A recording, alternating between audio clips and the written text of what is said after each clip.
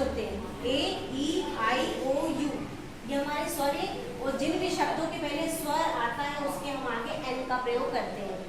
लेकिन कहीं कहीं अपवाद भी होता है जहाँ स्वर तो आएगा लेकिन उच्चारण होगा व्यंजन की तरह, तो उसके आगे हम क्या लगाएंगे, ए लगाएंगे। और कहीं कहीं पे लिखा हुआ आएगा व्यंजन लेकिन उसका उच्चारण होगा स्वर की तरह, तो उसके आगे हम एन का प्रयोग करेंगे।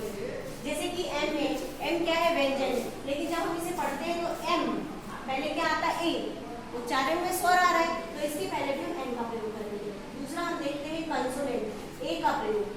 सभी जो शब्द होते हैं, जो कॉन्सोनेंट होते हैं शब्द अर्थात व्यंजन होते हैं, कंसोनेंट के शब्द, तो उनके पहले हम ए का ही उच्चारण करेंगे, इनको छोड़ के सभी। और कोई कोई से शब्द ऐसे अपवाद होते हैं जो होते तो व्यंजन है लेकिन उनका जो उच्चारण है वो स्वर की तरह होता है, जैसे कि हमने यहाँ पे एम लिखा। अब हम आगे देखते हैं दा का प्रयोग।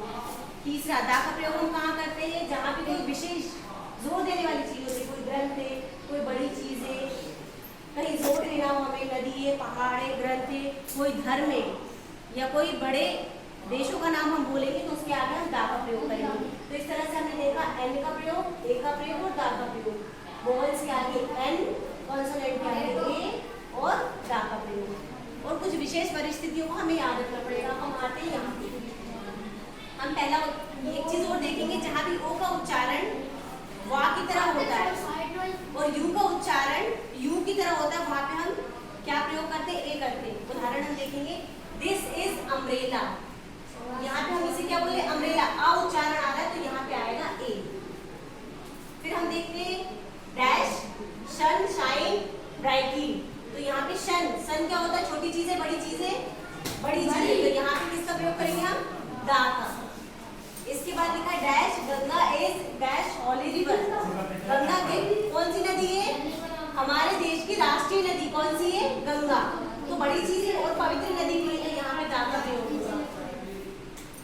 अभी हमने देखा था नदी के नाम आगे भी हम दा का प्रयोग करेंगे। इसके बाद लिखा होली रिवर, गंगा एक होली रिवर है, होली, यहाँ एच क्या है, व्यंजन शब्द का उच्चारण हो रहा है, हम यहाँ ए का प्रयोग करेंगे, गंगा एक पवित्र नदी है। आई सा डैश ताजमहल, मैंने ताजमहल देखा, ताजमहल छोटा या बड़ा, बड़ा, स्पेशल और बड़ी चीज है तो इसके आगे हम दा का प्रयोग करेंगे।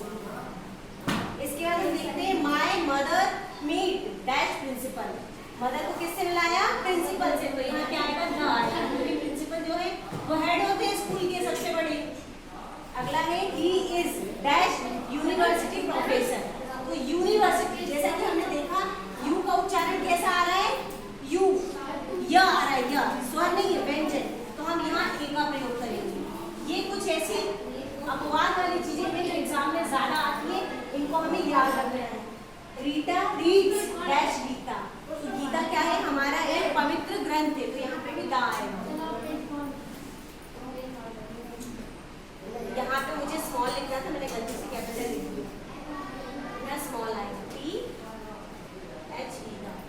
अगला देखते हैं हम ऑनेस्ट, ये लिखा एच है, जैसा कि हमने वहाँ बात की थी कि उच्चारण में अगर स्वर आ रहा है तो हम एन का प्रयोग करेंगे, तो यहाँ किसका प्रयोग करेंगे, एन का, एन ऑनेस्ट। ये अवर लिखा है, इसका उच्चारण क्या है, अ, तो यहाँ भी हम एन का प्रयोग करेंगे। अब हम देखते हैं एम एल ए, मैंने आपको बताया था एन जो होता है जब हम इसको प्रोनाउंसिएट करते हैं, उसको बोलते हैं तो पहले स्वर आता है, तो यहाँ भी एन का प्रयोग करेंगे। वन, जब हम ये ओ को पढ़ रहे हैं, मैंने बताया था ओ का उच्चारण जब वा होगा तो हम क्या करेंगे, ए का यूज करेंगे, इसे जरूर याद रखिएगा। ये कुछ इंपॉर्टेंट है जो अक्सर एग्जाम में आते हैं और हमें कंफ्यूज भी करते हैं। तो यहाँ लिखा जरूर है स्वर, लेकिन यहाँ उच्चारण होगा ए का, यूज होगा यहाँ पे ए, क्योंकि उच्चारण में व आ रहा है, व। अगला है यूनिवर्सिटी, तो यूनिवर्सिटी में भी क्या आ रहा है, य आ रहा है, स्वर नहीं आ रहा है, लिखा यू है लेकिन उच्चारण में व्यंजन आ रहा है, तो हम यहाँ पे लिखेंगे ए। तो ये हमारी कुछ इंपॉर्टेंट है जिसे हमें याद रखना है, बाकी ये पूरा ध्यान दीजिए।